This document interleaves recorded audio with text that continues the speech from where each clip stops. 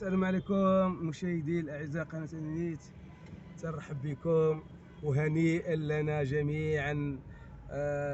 الابطال الشجعان ديال المنتخب الوطني حقيقه شرفونا وهزوا الرايه الوطنيه الخضراء الحمراء والخضراء. حقيقه شكرا للابطال، شكرا. وهذه فرحه ديال السكان ديال مدينه سلاح، وبالضبط في حي كريمه في الناحيه ديال الترمينيس ديال الترام. الاحتفال حقيقه متواصل وفي جميع المدن المغربيه وفي جميع انحاء العالم. الجاليه المغربيه حقيقه تحتفل بهذا النصر وبهذا الانتصار، حقيقه الانتصار تاريخي ديال الربع نهائي كاس العالم. شكرا شكرا جزيلا. حقيقه هذا الشيء تيشرف المغرب باش ننتصروا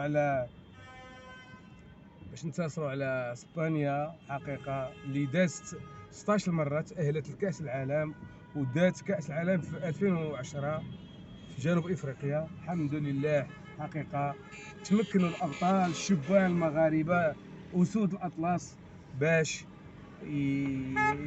ينتصروا عليهم. حقيقه شرفونا وفرحونا، وهذا انتصار حقيقه عظيم وتاريخي غيبقى في التاريخ. كما في 1986 تمكن المنتخب المغربي باش يدوز للدور الموالي.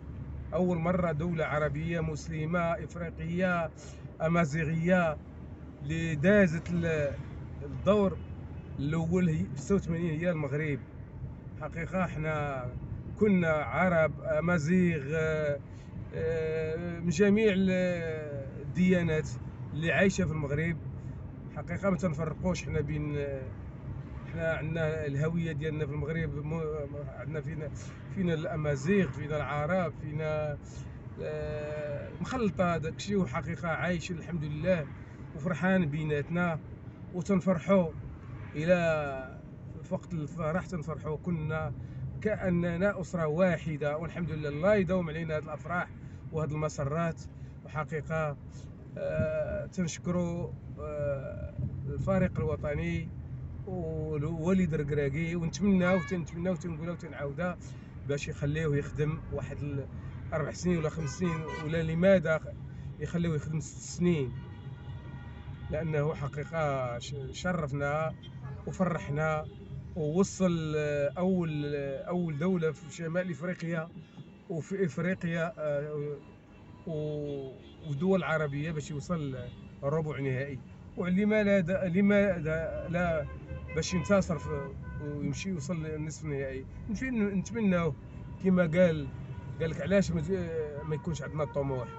يقدر يكون عندنا الطموح نوصلوا ان شاء الله النصف النهائي، ونتمناو ان حتى حنا رحنا عندنا العزيمه، عندنا الرجال، عندنا الاسود. وشكرا لكم اينما كنتم داخل الوطن وخارج الوطن، والله يدوم علينا مسرات وفرح وسرور وانتصارات ان شاء الله. شكرا لكم جزيلا.